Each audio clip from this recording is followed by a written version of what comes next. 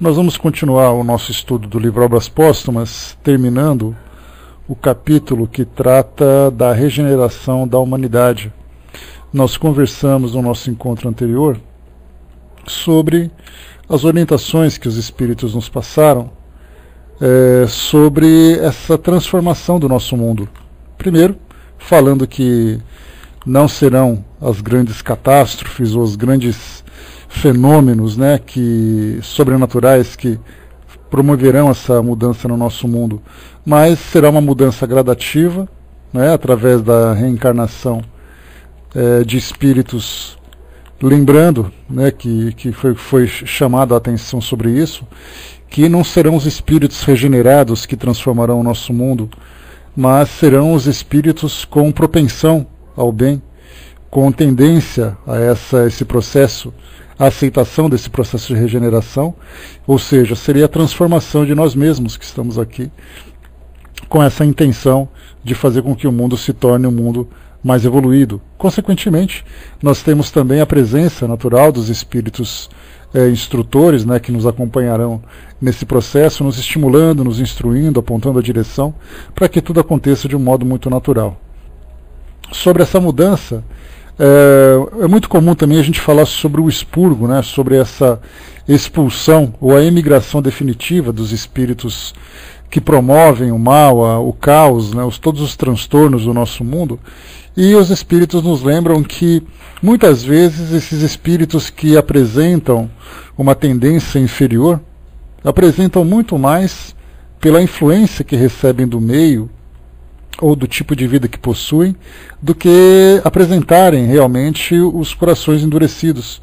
Então, modificando o contexto, modificando o cenário em que eles se encontram, eles apresentam então uma mudança significativa, podendo acompanhar esse processo.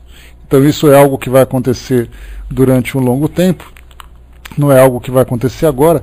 Então, e como nós vemos, eu até falava com a Miriam sobre isso essa semana, a gente lembra que quando se fala sobre mudança do nosso mundo hoje, muitas vezes nós imaginamos que haverá uma mudança miraculosa. E isso acaba sendo objeto de dúvidas de muita gente. Como é que nós podemos provar a mudança do mundo?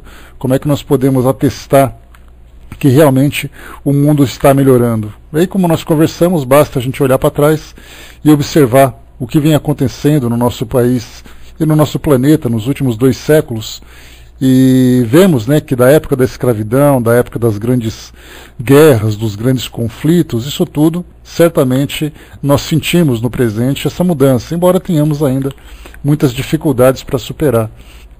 Então, quando se fala, mas falar de 2 séculos é muito fácil, eu espero que a mudança aconteça logo. Então, essa é uma ansiedade, uma expectativa que infelizmente nós encarnados temos, mas que isso não vai simplesmente acontecer pela nossa vontade. É um processo que acontece durante muito tempo, acontece de forma gradativa, várias e várias encarnações vão acontecendo aqui no nosso mundo para que haja essa substituição natural dos espíritos que aqui estão, ou mesmo a transformação, vamos trocar a palavra substituição pela transformação do nosso mundo hoje, pela transformação dos próprios indivíduos. E aqui então os espíritos colocam para nós, o capítulo anterior que a gente chegou a estudar. Os espíritos disseram para nós: não haverá, portanto, exclusão definitiva senão para os espíritos essencialmente rebeldes, os em que o orgulho e o egoísmo, mais do que a ignorância, tornam-se surdos à voz do bem e da razão. Mas até mesmo esses não estão votados a uma inferioridade perpétua, e um dia virá em que repudiarão seu passado e abrirão os olhos para a luz. Orai, portanto, por esses endurecidos, a fim de que se emendem enquanto ainda é tempo, pois o dia da expiação se aproxima. Infelizmente, a maioria, desconhecendo a voz de Deus, persistirá na sua cegueira, e sua resistência marcará o fim do seu reino através das lutas terríveis. No seu desvario, concorrerá para sua própria perda, provocará destruição que engendrará um sem número de flagelos e de calamidades, de maneira que, sem o querer, apressará o advento da era da renovação. Então, lembrando que todos os problemas criados por esses espíritos rebeldes, criados a si mesmo, criados no mundo à sua volta, essa destruição promoverá então a aceleração desse processo. Então, tudo aquilo que aconteceria de acordo com as leis naturais, de desencarne através de experiências particulares de cada um, de doenças, do envelhecimento, conforme acontecem então essas grandes tragédias provocadas, isso há um aceleramento e naturalmente aqueles que são responsáveis arcarão com as suas consequências. E continua para nós aqui agora entrando no texto de hoje. E como se a destruição não marchasse com bastante rapidez, ver-se-ão multiplicarem-se os suicídios numa proporção inaudita, até entre as crianças. A loucura nunca terá atingido um número tão grande de homens que serão, antes da morte, riscado do número dos vivos. Aí estão os verdadeiros sinais dos tempos. E tudo isso se efetuará pelo encadeamento das circunstâncias, assim como o dissemos, sem que nada seja derrogado nas leis da natureza. E nós conversamos no nosso encontro anterior a respeito dos suicídios, então nós podemos classificar nesse contexto de transformação do nosso mundo, principalmente acelerando a mudança dos encarnados, dos indivíduos aqui do nosso planeta, os casos de suicídio, que isso se torna algo bastante preocupante aqui no nosso mundo hoje, né? Não somente aqui no nosso país, mas em outros países também, nós já conversamos sobre isso, né? Na Ásia, por exemplo, adolescentes cometendo suicídio em virtude do medo e da expectativa do futuro, que podem frustrar, né, os seus pais ou frustrar até mesmo a própria sociedade. Vemos aqui no Brasil algo bastante preocupante, tornando-se quase uma questão de saúde pública. Em algumas regiões do país o suicídio se torna preocupante. Então, esses casos de suicídio, nós temos os casos da própria negligência, né, em que indivíduos, pelos seus hábitos alimentares, pelos seus hábitos de ingestão e de inalação de substâncias tóxicas, do modo de vida que tem desgastando-se precocemente, os acidentes que acontecem por falta também de prudência, tudo isso faz com que esses espíritos mais negligentes passem por essa experiência de uma forma bastante dolorosa, bastante traumática, porque aqueles que desencarnam por um processo natural não terão problemas de adaptação no mundo espiritual, principalmente depois de se conscientizarem. Já aqueles que aceleram a sua desencarnação, que retornam ao plano espiritual de uma forma precoce, sofrem então o trauma desse retorno, e isso despertará nesses espíritos uma maior conscientização, valorizando a vida, principalmente depois das experiências que terão em suas próprias encarnações, vinculadas diretamente a esses atos negligentes que tiveram, né? Então a gente vê que os espíritos falavam isso no passado e lembravam, né, que aí estão os verdadeiros sinais dos tempos. E tudo isso se efetuará pelo encadeamento das circunstâncias, assim como dissemos, sem que nada seja derrogado nas leis da natureza. E ele lembra então que se por acaso nós temos aquela expectativa, como já foi, né, interpretado no caso, por exemplo, de profecias, de textos sagrados, que uma grande mudança vai acontecer, né, que a gente já até falou sobre isso.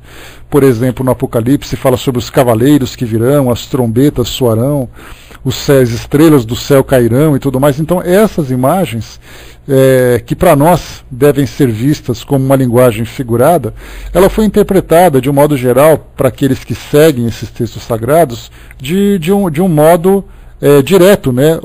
Vai com Deus, Miriam, bom dia.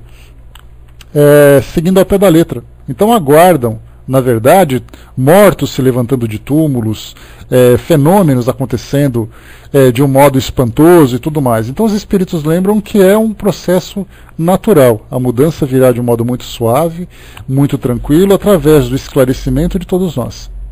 O Brás perguntou aqui, né, colocou aqui a mente coletiva do terráqueo, ainda percebo que está muito desgovernada. Eu acho, Brás, que seria a falta dessa consciência da realidade espiritual. Porque hoje nós vemos, de um modo geral, as religiões falando sobre o mundo espiritual, mas valorizando muito mais a vida terrena, a vida material e suas conquistas. Não que a vida material não tenha importância, pelo contrário, estarmos aqui encarnados hoje é algo extremamente importante para a nossa transformação, uma experiência que deve ser valorizada ao máximo. Mas o problema é que quando nós estamos encarnados, as próprias religiões dizem isso. Para que você seja feliz aqui no mundo, é importante que você tenha fé em Deus. E aí então você pensa assim, bom, para eu ser feliz no mundo, eu preciso ter dinheiro, eu preciso ter emprego, eu preciso comprar isso, eu preciso ser daquele jeito, então eu vou fazer as minhas preces a Deus. Então a gente não vê nessas palestras, né? Eu vi na televisão esses dias uma dessas promoções que algumas instituições fazem, essas igrejas fazem, né, principalmente evangélicas, que dão depoimentos de pessoas, né, como é que era a sua vida? Eu vivia numa favela, onde tinha um esgoto, eu estava desempregado, meu filho usava drogas. Depois que eu vim para a igreja, eu consegui arrumar um emprego, nós temos hoje casa própria, compramos uma casa na praia, meu filho se transformou e tudo mais. Então é esse o tipo de depoimento que nós vemos hoje.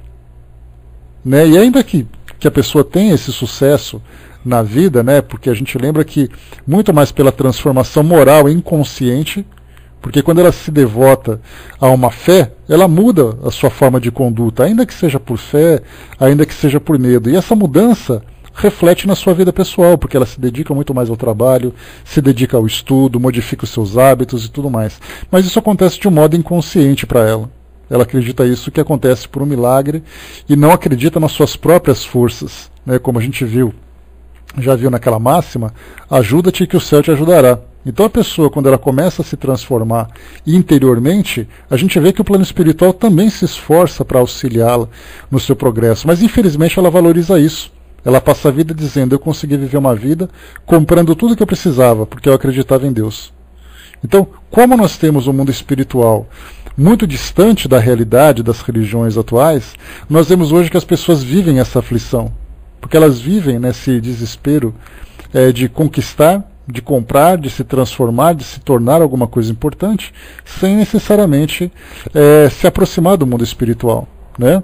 Então, por isso é que nós vemos hoje, né, que esse desgoverno se dá exatamente isso. As pessoas estão tentando buscar alguma coisa que preencha esse vazio que elas trazem em seus corações, em suas consciências, só que procurando algo no lado errado, procurando alguma coisa na direção errada. Né? Então nós vamos esperar um pouco ainda, temos que aguardar com paciência para que todas elas se conscientizem. Então, quando nós temos aquele pensamento que diz que o Espiritismo será o futuro das religiões, nós não falamos, já conversamos sobre isso, que nós não pensamos que dentro das igrejas as pessoas vão abrir o livro dos Espíritos. O que nós falamos é que eles começarão a se entender como espíritos imortais, começarão a compreender a realidade espiritual, o mecanismo evolutivo que existe no universo, essas leis naturais que regem o nosso mundo. É essa compreensão que vai se tornar mais clara para elas. Então nós não teremos igrejas transformadas em centros espíritas. Não é isso que vai acontecer. Nós não teremos necessariamente reuniões mediúnicas dentro dessas igrejas. Mas nós teremos uma visão diferente do mundo. Nós teremos uma visão diferente a respeito da vida. Então, só que a gente se pergunta, quanto tempo isso vai demorar? Basta a gente olhar para fora da janela de nossas casas que a gente vai ter uma ideia. O que as pessoas pensam, de que forma que as pessoas agem, o que elas esperam da vida, né? Então é isso que a gente vê hoje. Então, infelizmente, vai ser algo demorado, mas que vai acontecer. Porque independente dessa resistência que nós temos de mudar as nossas ações hoje no nosso mundo, todos nós estamos renascendo e desencarnando. Ou seja, reencarnando, desencarnando, reencarnando. Então mesmo aqueles que hoje acabam resistindo a essas novas ideias, retornarão ao plano espiritual, passarão por uma renovação de ideias, terão uma nova visão a respeito da vida e depois reencarnarão trazendo esses novos princípios. Então algumas pessoas hoje trazem essa resistência, hoje nascem indivíduos que continuarão ainda com esses pensamentos dogmáticos, limitados. Né? Então nós temos ali pelo menos umas 2 ou 3 gerações para que essas ideias comecem então a se transformar, a se modificar. Né? Mas vamos aguardar. O importante é que o processo está acontecendo e nós estamos acompanhando esse processo. Contudo, diz para nós aqui o espírito, né? Através da nuvem escura que vos envolve, e no seio da qual ronca a tempestade, já vedes despontar os primeiros raios da nova era. A fraternidade lança seus fundamentos sobre todos os pontos do globo, e os povos estendem-se as mãos. A barbárie se familiariza no contato com a civilização. Os preconceitos de raças e de seitas que fizeram derramar ondas de sangue extinguem-se. O fanatismo, a intolerância perdem terreno, enquanto que a liberdade de consciência se introduz nos costumes e se torna um direito. As ideias fermentam por toda parte, vê-se o mal e tentam-se remédios, porém muitos caminham sem bússola e se perdem nas utopias. O mundo está num trabalho intenso de criação que teria durado um século. Nesse trabalho ainda confuso, vê-se todavia dominar uma tendência para um objetivo, o da unidade e o da uniformidade que predispõe à confraternização. Aqui a gente volta um pouquinho nesse capítulo porque tem um detalhe interessante. A gente lembra que essa mensagem ela chegou na metade do século XIX. Então o Espírito, quando trouxe esse raciocínio, ele falava exatamente sobre aquilo que acontecia naquele momento, embora ele pudesse já antever aquilo que viria no futuro, né, ou as transformações, ou os reflexos sentidos no futuro a partir daquela realidade que eles viviam. Mas ele fala para nós aqui, por exemplo, a fraternidade lança seus fundamentos sobre todos os pontos do globo e os povos estendem-se as mãos. A barbárie se familiariza no contato com a civilização. Os preconceitos de raças e de seitas que fizeram derramar ondas de sangue extinguem-se. O fanatismo, a intolerância perdem terreno, enquanto a liberdade de consciência se introduz nos costumes e se torna um direito. Então, se nós pegarmos todas essas ideias que foram lançadas agora, barbárie, preconceito de raças e de seitas, ondas de sangue derramadas, fanatismo, intolerância, liberdade de consciência que vem chegando, nós vemos que naquele período era algo que não existia, pelo menos essa liberdade, e esses preconceitos, essas guerras sanguinárias, era algo que acontecia naquela época. De lá para cá, a gente vê a transformação que o mundo já não sente mais. O que nós vemos hoje são situações localizadas, conflitos localizados. O preconceito hoje sofre uma repulsa, é rejeitado pela sociedade. Nós vemos hoje que a intolerância também é combatida.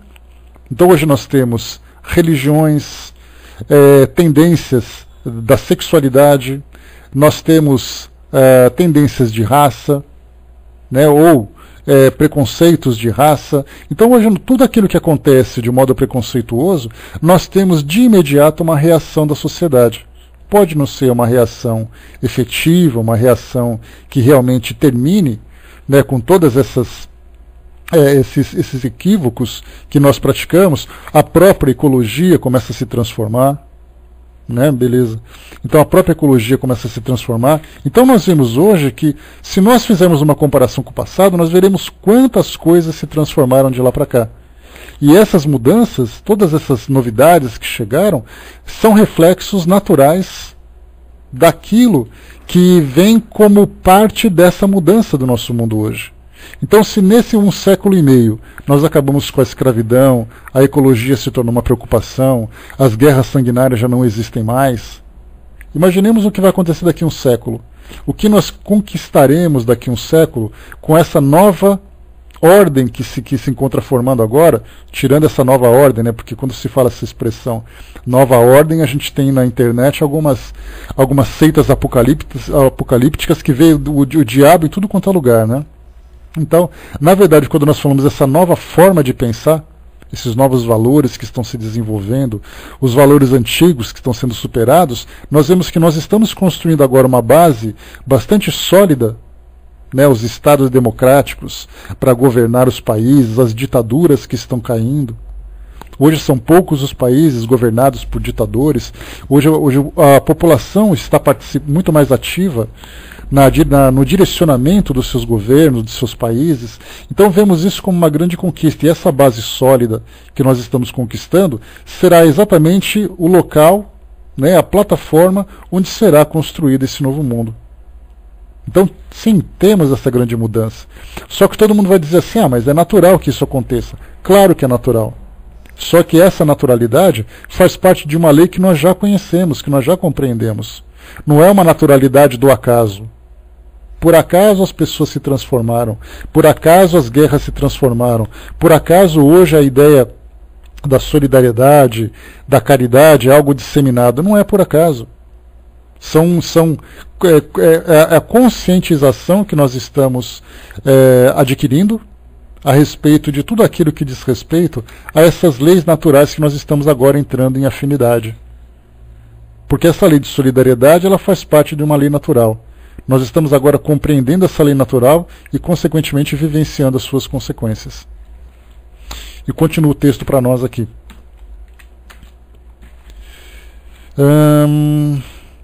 Aí também estão os sinais dos tempos.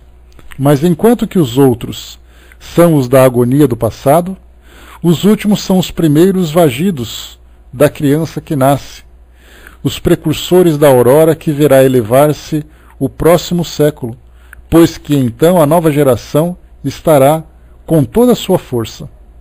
A fisionomia do século XIX difere tanto do século XVIII, sob certos pontos de vista, quanto as do século XX será diferente do século XIX, sobre outros pontos de vista. Então a gente vê, do século XIX havia uma determinada situação, principalmente na Europa, né, que era, vamos dizer assim, um centro intelectual do nosso planeta. Do século XVIII, passou para o século XIX, nós tivemos uma outra realidade. No século XIX nós tivemos ali conquistas significativas na ciência, nas relações sociais, abolição da escravatura, independência de nações, acabou aquela ideia das conquistas que se tinha no passado. No século XX nós tivemos alguns ajustes e guerras significativas para acertarmos exatamente quais eram, né, as nossas ideologias, quais eram as nossas formas de governo. E agora no século XXI nós temos um outro plano a seguir a partir desses aprendizados, dessas lições que vieram no passado. Eu estava pensando esses dias, eu estava assistindo a um filme ontem por acaso, e mostrava algumas imagens sobre o relevo do Polo Sul. Então mostrava ali algumas pequenas montanhas, mostrava ali as geleiras e tudo mais. Eu fiquei pensando assim, me veio uma ideia meio despropositadas, né? Algumas viagens assim, eu fiquei pensando, e se por acaso nós mudássemos toda a configuração do nosso planeta? Nós teríamos que descobrir tudo de novo. Quais serão os novos montes, quais serão os mares, a configuração física, né? Então, se nós pudéssemos remanejar tudo, nós teríamos que descobrir tudo de novo. E isso me fez lembrar a nossa história. E se por acaso nós pudéssemos voltar no passado e mudar algumas situações? Eu fiquei pensando, principalmente estimulado pelo dia 31 de março, né, em que se lembrou, né, os 50 anos do golpe militar ou do início da ditadura militar aqui no Brasil, e eu ficava me perguntando assim, e se por acaso esse golpe não tivesse acontecido, como seria a nossa história? O que seria do nosso país hoje, 50 anos depois daquele período, se não tivéssemos essa mudança? Será que seria algo positivo? Será que seria algo negativo? Como seria a nossa realidade? E aí então eu fiquei lembrando dos fatos do passado. E se tais situações não tivessem acontecido? Será que essas lições tão importantes do passado fariam diferença hoje se nós não tivéssemos aprendido? Aprendido, por exemplo, com guerras, aprendido com governos ditatoriais, aprendido com processos escravagistas, né? Então, o que a gente pensava é o seguinte, como é que seria o nosso mundo hoje se nós não tivéssemos vivenciado essas lições dolorosas que nós tivemos no nosso passado? Então, como a gente vê sempre, todo o nosso aprendizado vem através da experiência, né? Dr. Bezerra de Menezes lembra isso, ele sempre diz, né, que a experiência vem das tentativas de erros e acertos. Então você acerta, você aprende com os seus acertos. Só que muitas vezes a gente acha que é sorte. Quando a gente erra, a gente aprende de uma forma mais dolorosa. Então tudo aquilo que nós vivemos até agora foi aprendizado que nós tivemos. E esse aprendizado fica registrado na nossa memória para que a gente não cometa os mesmos erros de novo. Então por isso que nós tivemos, né? Pois é, exato, nós tivemos experiências extremáticas, né, Baraz? Eram experiências assim das mais dolorosas, das mais traumáticas, para que a gente não esquecesse. Então, quando hoje nós vemos expressões, aqui no Brasil, por exemplo, né, como tortura nunca mais, ditadura nunca mais, por que nós falamos nunca mais? Porque nós já vivemos isso. Então nós não queremos de novo. Assim como nós não queremos mais guerras nunca mais, logo logo nós falaremos preconceitos nunca mais, violência nunca mais, agressões domésticas nunca mais, abandono nunca mais. Tudo isso vem marcando, né, nos marcando como espíritos que somos, e isso se torna para nós uma experiência. Por isso que a gente vê que cada século vai se transformando conforme nós vamos aprendendo essas novas experiências.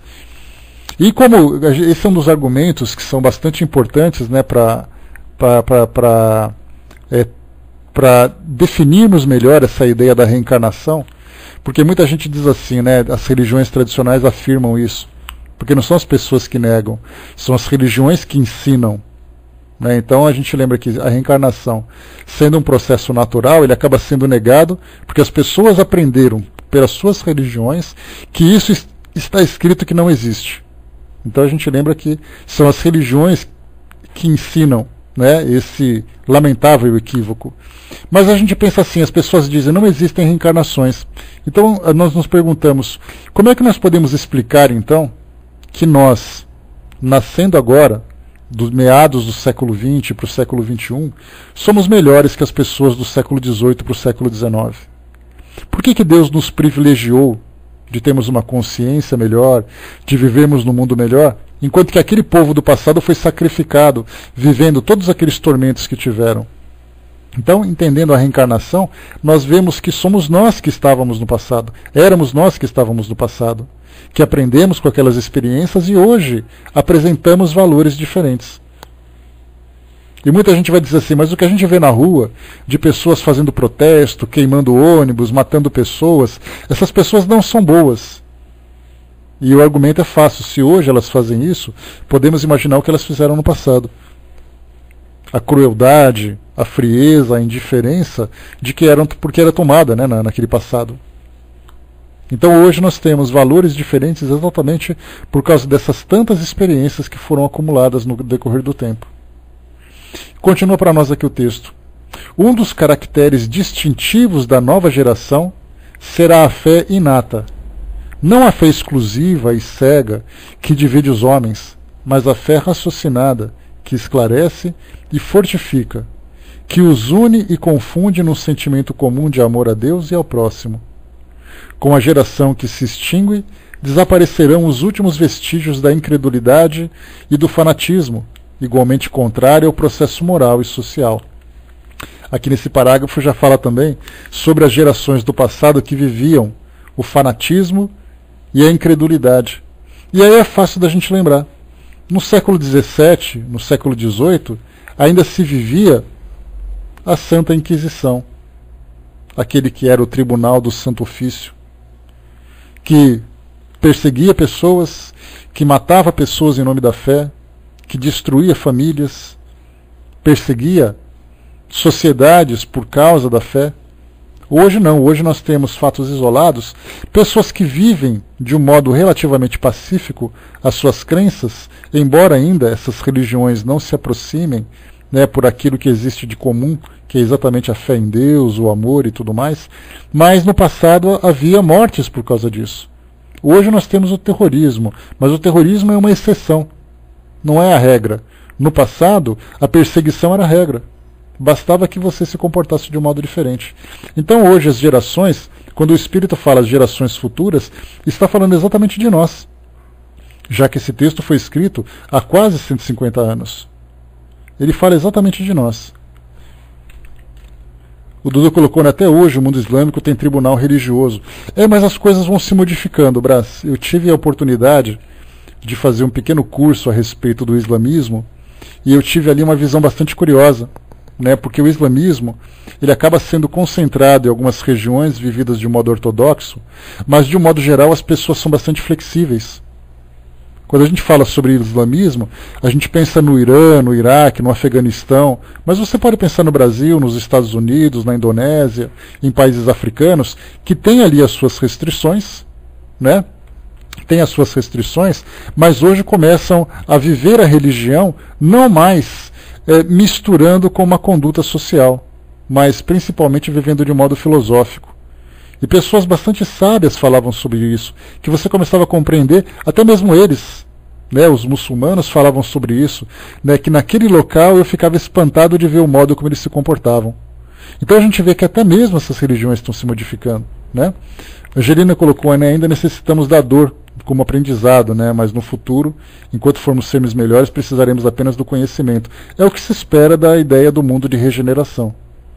Porque o mundo de provas e expiações é aquele mundo de indivíduos que aprendem com as consequências dos próprios erros e dos acertos.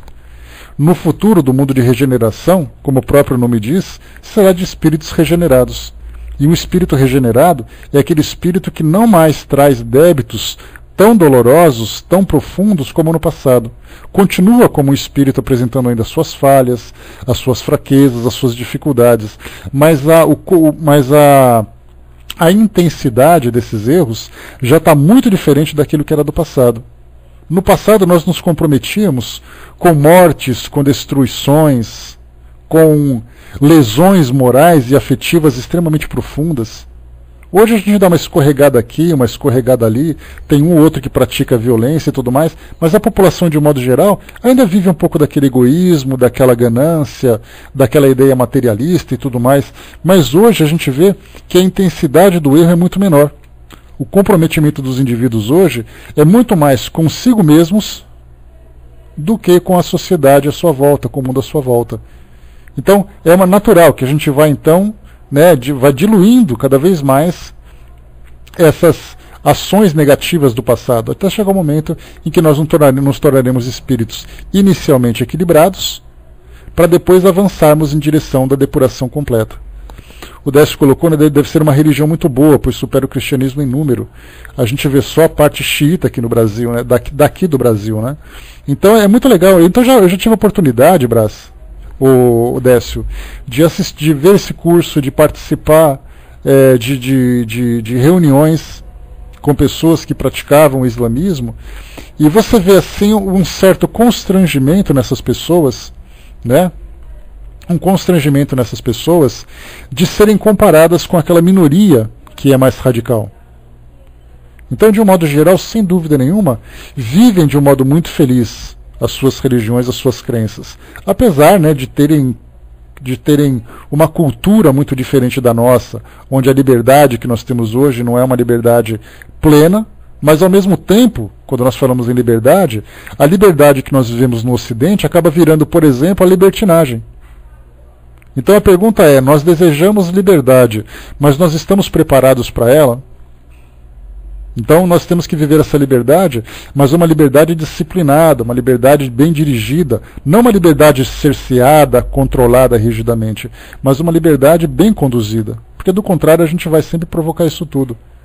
O livre-arbítrio, como a gente coloca, como a gente estuda aqui na doutrina, o livre-arbítrio ele é pleno para todos nós, né? Na verdade ele é um direito de todos nós. Mas a lei de causa e efeito é exatamente aquela restrição que vai nos direcionar nesse processo educativo. Então essa é a questão que a gente vê. Então cada região do planeta vive, né, a sua cultura, e essa cultura acaba naturalmente influenciando a fé. Então existe muito ainda a se transformar, existe muito ainda a se compreender a respeito disso.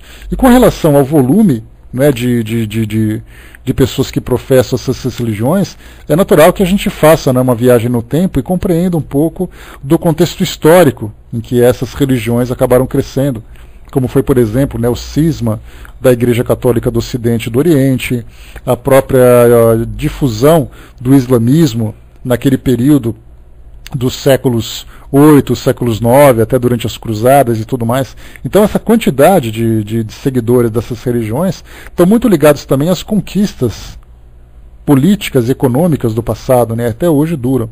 Então a gente tem, por exemplo, hoje o cristianismo, na verdade, ele é a maior religião do planeta, estatisticamente. Mas quando você pega o cristianismo e você separa em religiões católicas e religiões protestantes, aí então o islamismo acaba sendo o de maior número. Mas o cristianismo, como uma filosofia, de um modo geral, acaba superando o islamismo. Essas são as estatísticas que nós temos hoje, né? O Armando lembrou aqui, para não esquecer, assistam no YouTube Católico Fervoroso e Médium, né? O exemplo de mediunidade e conduta moral, né? A ser assumido em sua religião, não misturando dogmas. Mas você sabe que eu assisti algumas entrevistas com aquele advogado, o Armando, e ele sofre, né? Ele sempre falava assim, né? Tem padre que não quer me ver nem pintado de ouro. Porque ele traz para uma visão, não, ou uma forma de conexão com o mundo espiritual que a igreja ainda não aceita. Então ele é convidado para participar de alguns cultos, de algumas missas ou de algumas reuniões entre católicos, mas tem outros que não querem nem ver ele passando na porta. Principalmente aqueles que têm uma tendência mais antiga, né? Aqueles que são mais ortodoxos na direção da igreja, né? Então, tudo isso a gente observa que são mudanças que vão acontecendo e vai chegar um momento em que todas as religiões vão viver experiências assim.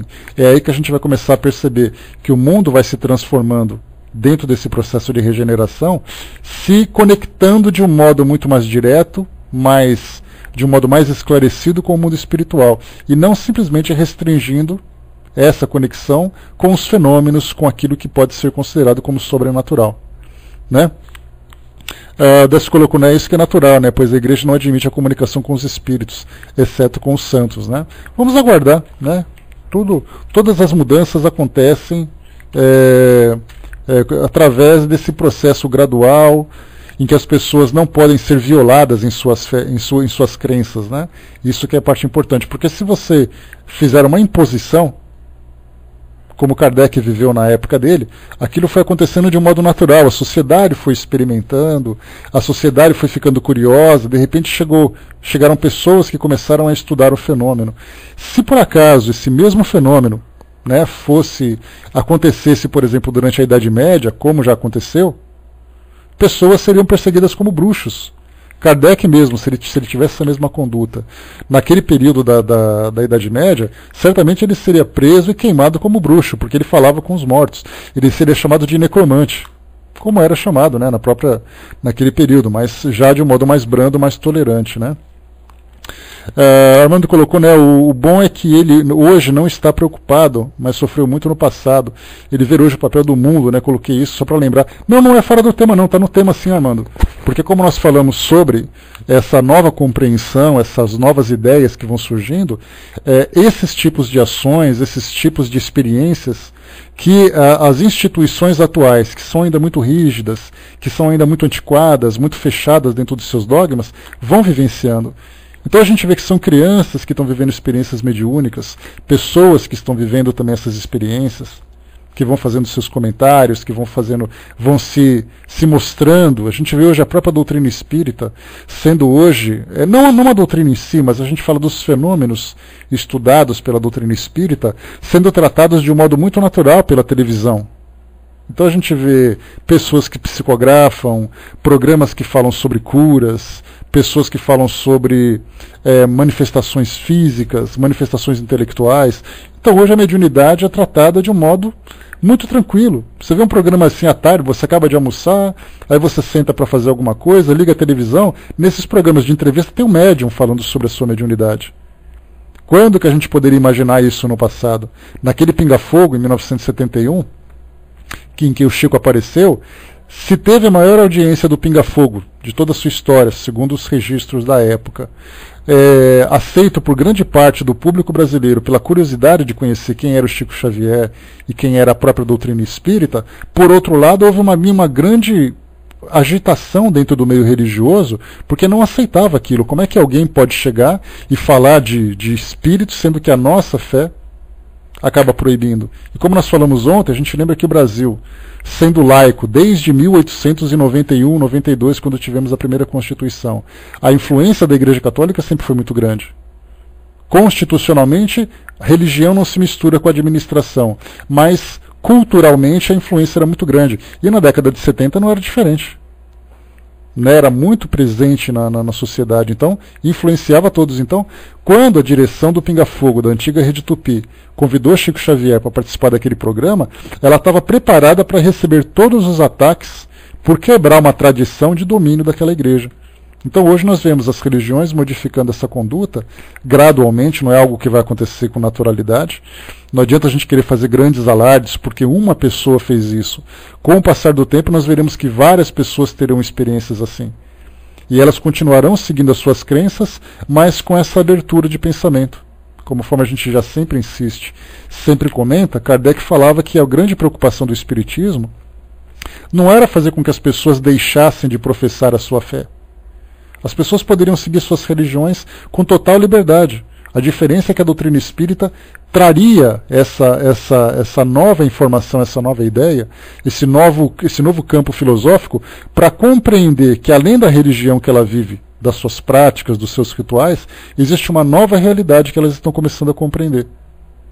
Então, mais uma vez, Kardec dizia, o Espiritismo não tem preocupação de interferir na religião de ninguém. O seu papel é trazer um esclarecimento sobre essa realidade do mundo espiritual que até então estava oculta. Então as pessoas vão continuar indo para suas igrejas, mas já pensando em reencarnação, já pensando na saudade que vão sentir dos seus entes queridos, não mais com aquela perda definitiva, mas com a esperança de repente alguma coisa possa acontecer em que ela receba uma comunicação. De quando ela tiver um problema de saúde, ela vai ao médico e ela fica se perguntando, será que eu poderia fazer uma cirurgia espiritual, um tratamento espiritual? Então, são essas ideias que vão começando então a se disseminar dentro das religiões tradicionais, permitindo que as pessoas tenham maior abertura. No Livro dos Espíritos a gente conversou sobre isso, em que, quando se fala sobre lei de sociedade ou lei do progresso, Kardec chegou a perguntar se um dia nós teremos a abolição das fronteiras do nosso mundo. Os países deixariam de ser nações individuais, né? E nós teríamos assim um todo coletivo. E os espíritos disseram, isso será impossível. Porque cada região do planeta tem uma cultura, e esses grupos se juntam segundo suas culturas. Então, como nós, brasileiros, temos um modo de pensar, temos as nossas preferências, temos as nossas tradições, nós vamos nos juntar por essas afinidades. Então nós não podemos fazer com que as pessoas lá do Oriente Médio, ou lá do Oriente, do Extremo Oriente, ou lá da Escandinávia, da África, em qualquer lugar, comecem então a pensar nas coisas que a gente pensa. E tampouco nós gostarmos das coisas que eles gostam. Então, as estruturas do nosso planeta, elas vão continuar durante muito tempo ainda, porque é uma forma de organização. Mas as ideias vão se transformando, isso que é a parte mais importante. É isso que vai fazer com que essa ideia da transformação do nosso mundo se torne muito mais patente, muito mais clara.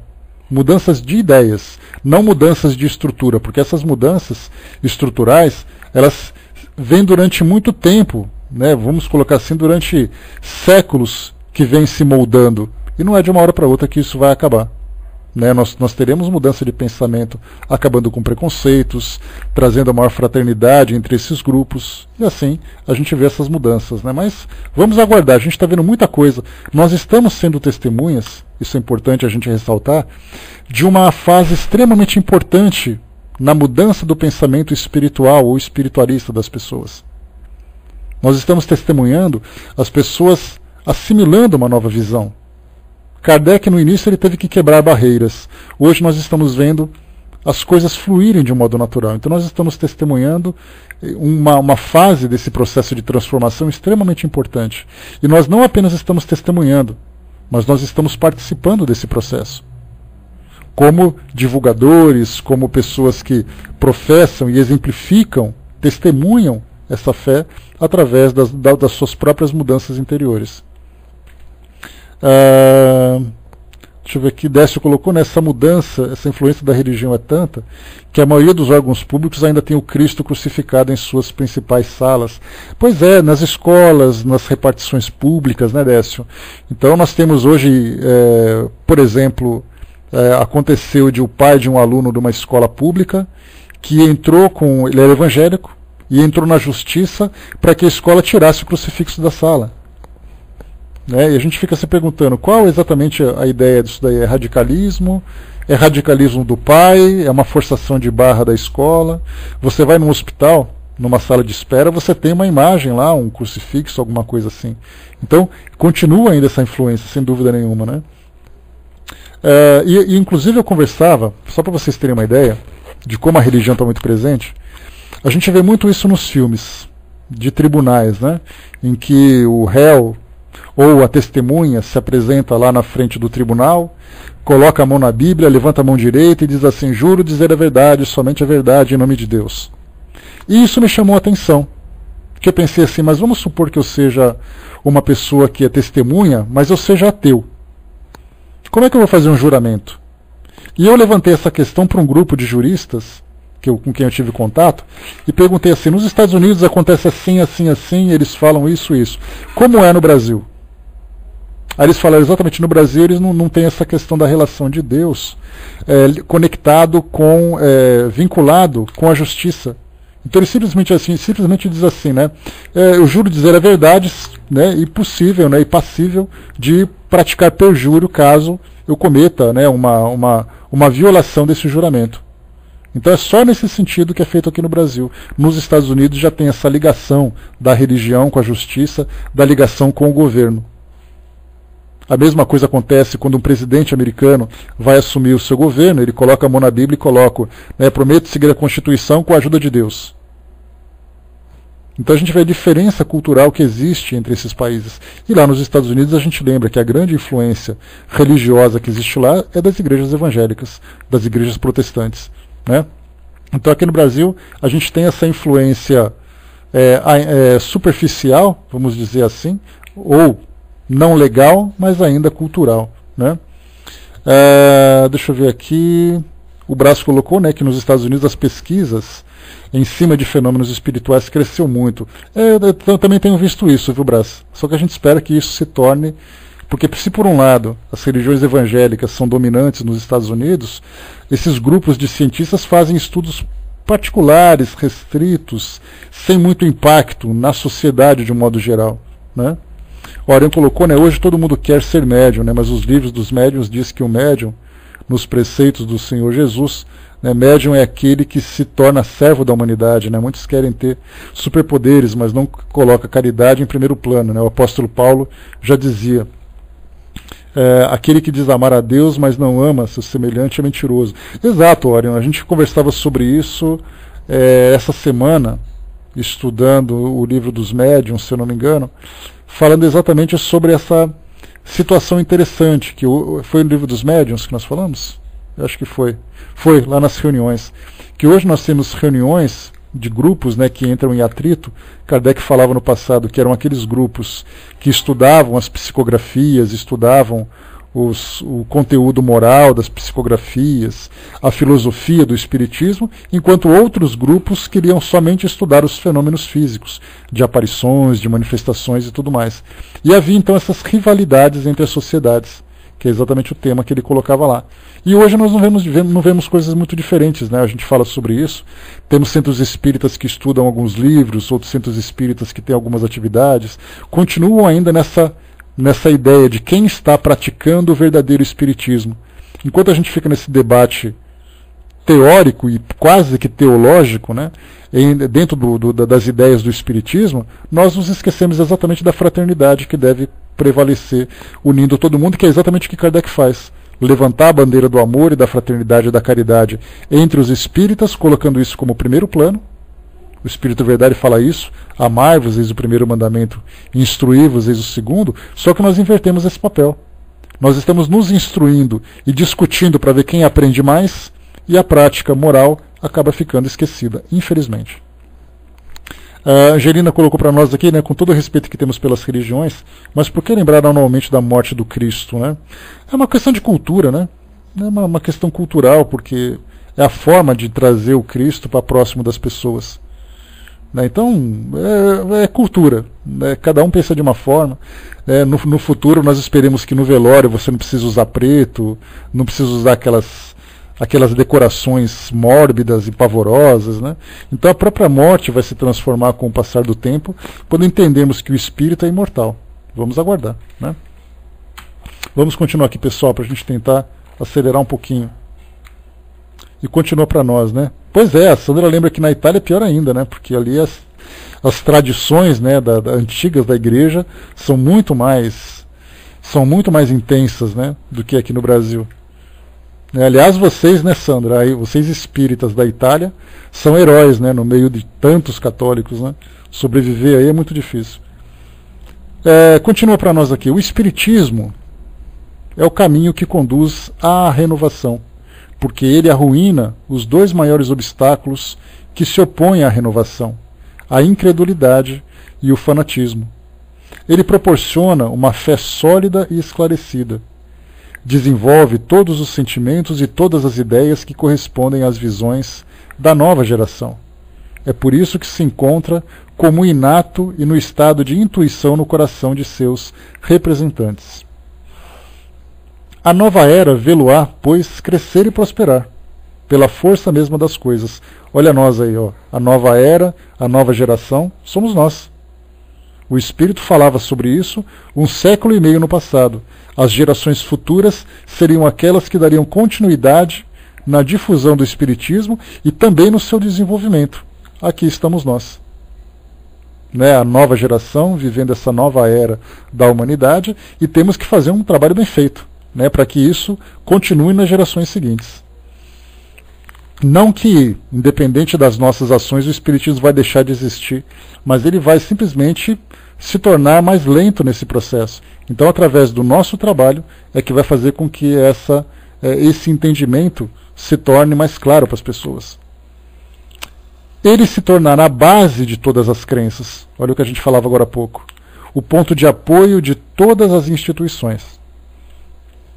Mas, daqui até lá, quantas lutas terá ainda que sustentar contra seus dois maiores inimigos, a incredulidade e o fanatismo, que, coisa singular, se dão as mãos para abatê-lo. Fanatismo e incredulidade, ou seja, o ceticismo, né, o ceticismo de um grupo, e, por outro lado, o dogmatismo de outras das demais instituições religiosas. Eles pressentem seu futuro e sua ruína.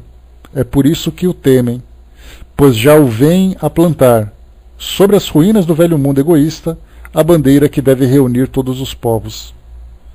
Na máxima divina, fora da caridade não há salvação, eles leem sua própria condenação, pois é o símbolo da nova aliança fraternal proclamada pelo Cristo. Ela se lhes mostra como as palavras fatais do festim de Baltazar. E, entretanto, deveriam bendizer esta máxima, pois ela os garante contra todas as represálias da parte daqueles que os perseguem. Mas não, uma força cega os impulsiona a rejeitar a única coisa que poderia salvá-los. Que poderão contra o ascendente da opinião que os repudia? O Espiritismo sairá triunfante da luta.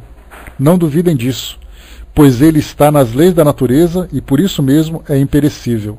Aqui a gente volta a lembrar o que Kardec falava sobre a doutrina espírita. Ele falava isso no livro que é o Espiritismo. Ele dizia assim e também na Revista Espírita tocou nesse assunto. Ele dizia para nós que o Espiritismo, ele não é uma religião concorrente, ele é uma filosofia complementar. Então hoje nós entendemos o Espiritismo como uma religião e nós pensamos assim: o Espiritismo veio tomar o lugar das outras religiões. E é aí que ele acaba enfrentando, né, essas oposições. Se ele assumir, de fato, as ideias filosóficas, né, ou as funções filosóficas a que ele se propôs logo no seu início, ele vai ver que ele não tem necessidade de ocupar lugar de ninguém. Mas ele vai simplesmente se infiltrando e transformando as ideias equivocadas. Somos nós que colocamos, ou você pode ser isso, ou você pode ser aquilo. E aí então nós estudamos as estatísticas que chegam, tem lá números de católicos, tanto, números de evangélicos, tantos, números de umbandistas, tanto, e números de espíritas, tantos. Só que na verdade o espiritismo não é uma camisa, não é um partido político, não é uma religião dentro dos conceitos tradicionais que nós vemos. É uma ideia que qualquer pessoa pode ter. Eu posso ter a minha religião, mas pensando nessas ideias. Palavras do próprio Kardec. Quando eu me achar pronto para me libertar desses dogmas que eu ainda tenho, como por exemplo, um espírita querendo batizar seu filho, um espírita querendo casar numa igreja, um espírita querendo fazer missa de 7º dia, nós pensamos assim, espírita não faz isso. Só que Kardec dizia que o espiritismo não se preocupa com isso. O que o espiritismo faz é trazer para nós essas ideias. E as pessoas então começam a se transformarem conforme as suas ideias forem se transformando. Então eu vou para um casamento, batizo meu filho. Aí depois eu tenho um filho que vai se casar. Depois de um certo tempo eu vou me perguntar, mas para que ele precisa desse ritual? Mas enquanto eu não pensar dessa forma, eu vou continuar tendo necessidade. E mais uma vez, a doutrina espírita não está preocupada se você vai casar, se você não vai casar. Se você vai batizar, onde você vai ser enterrado, não faz diferença. Se você quer se comungar na igreja, se você quer se confessar com um padre, isso é um problema seu. O espiritismo só está dizendo para você, você é um espírito imortal. E como sendo um espírito imortal, você vai ter muita coisa para aprender. Por isso então a gente tem que sempre lembrar o espiritismo como filosofia, não o espiritismo como uma religião concorrente, que veio para derrubar as outras. Kardec lembra que o espiritismo é um co-irmão das demais religiões. Ele veio para conviver com elas, não veio para derrubá-las. Somos nós que entendemos que ela veio desafiar as instituições antigas para poder assumir a sua condição. Não é isso. Continua para nós aqui. Observai através de que multiplicidade de meios a ideia se espalha e penetra em toda parte. Crede que estes meios não são fortuitos, mas providenciais. O que, à primeira vista, pareceria dever prejudicá-lo, é precisamente o que ajuda a sua propagação. Em breve, ele verá surgir campeões altamente devotados entre os mais considerados e acreditados, que o apoiarão com sua autoridade, do seu nome e de seu exemplo, e imporão silêncio aos seus detratores, pois não se ousará tratá-los de loucos. Estes homens o estudam em silêncio e se mostrarão quando o momento propício tiver chegado. Até lá, é útil que se mantenham afastados.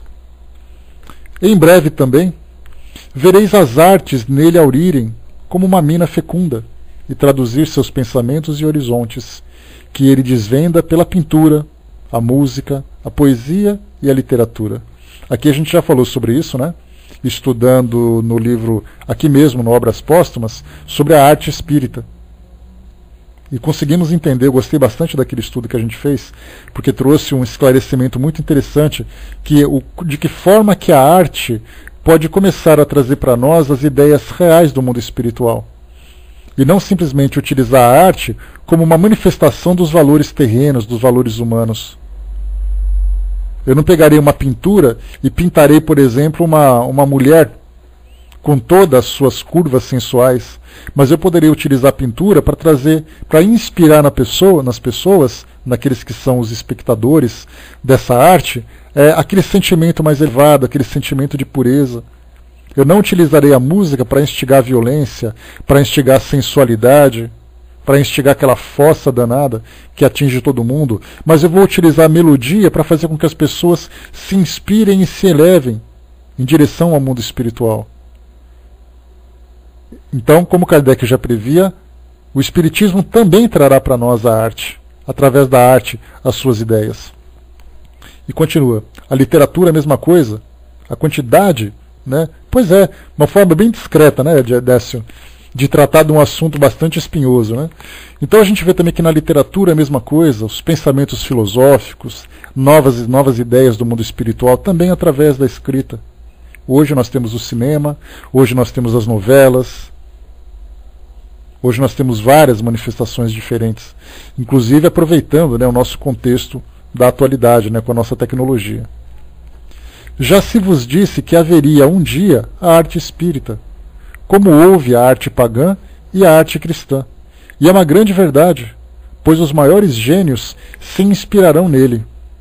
Em breve, vereis os primeiros esboços, e mais tarde ele ocupará o lugar que lhe compete.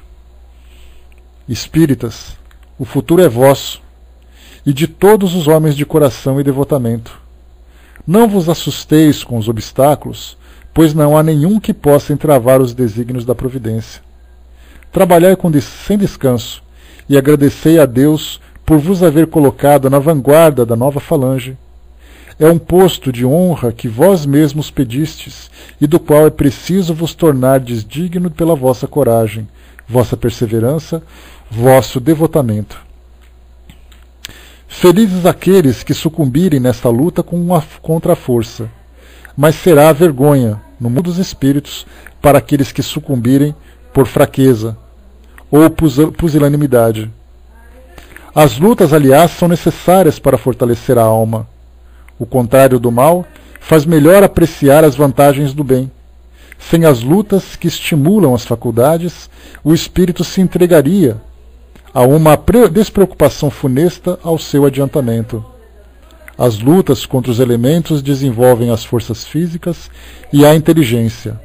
As lutas contra o mal desenvolvem as forças morais. Hoje pela manhã,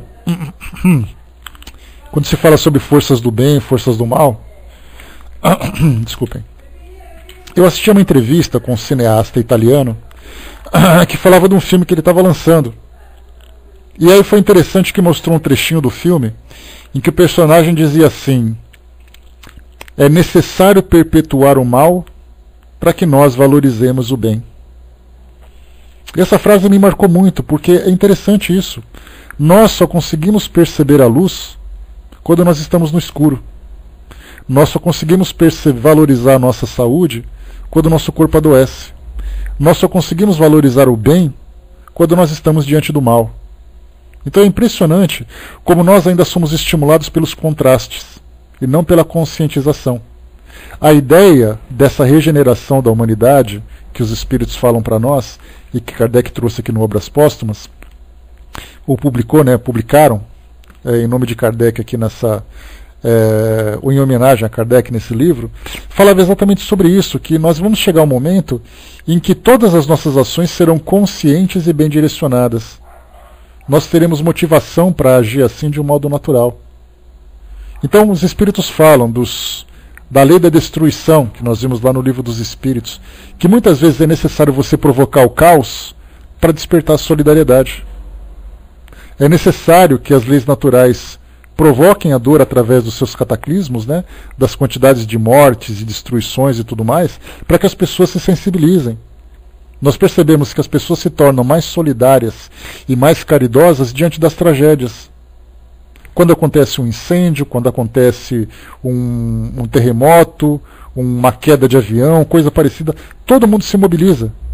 Mas se por acaso você deixar as coisas tranquilas, naturais, nós começamos então a nos fechar dentro do nosso próprio egoísmo.